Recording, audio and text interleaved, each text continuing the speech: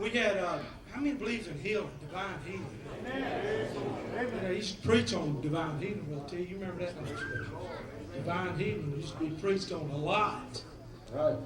We had a lady in our church, it's my brother's sister's wife, sister, my brother's wife's sister. Her name was Carolyn.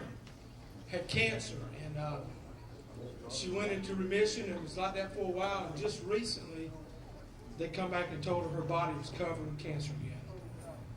Told her they'd give her 3 months in her home. Said if you take chemotherapy, said you may live 3 months. If you don't, you'll probably die in 2 months. Showed her the records. Here it is. It's all over your body. So she went home, and she tried to take the chemo, and she got sicker and sicker, and she finally made her mind up that she just went to tell the doctor, I can't take this treatment. It's killing me. And we had camp meeting last full week of June, and Brother Ryan during the service one night felt like he needed to call the church together and let's pray for Sister Carolyn. Right. So she came up here and we prayed for her, and it was just a normal prayer service and prayed for her. And Brother Ryan's all preaching at Granite City this week at camp meeting, and he was all preaching at the time that she went back to the doctor. She was going back to tell the doctor, I'm stopping this chemo. I can't take it no more. It's killing me. When she went into the doctor's office and she went there to sit down with him, she was talking to him. He said, well, let's take another test and we'll come back and we'll just kind of see how far this looked. They had already called it hospice. And he went in there and he come back and he had 2 charts. And he said, this was in March. Showed it to her.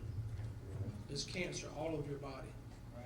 There's no cancer nowhere to be found. Praise God. Amen.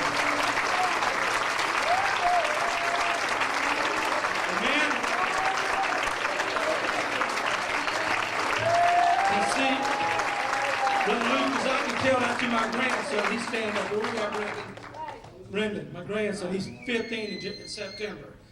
I wanted him to see that. I want my grandson's generation to see that.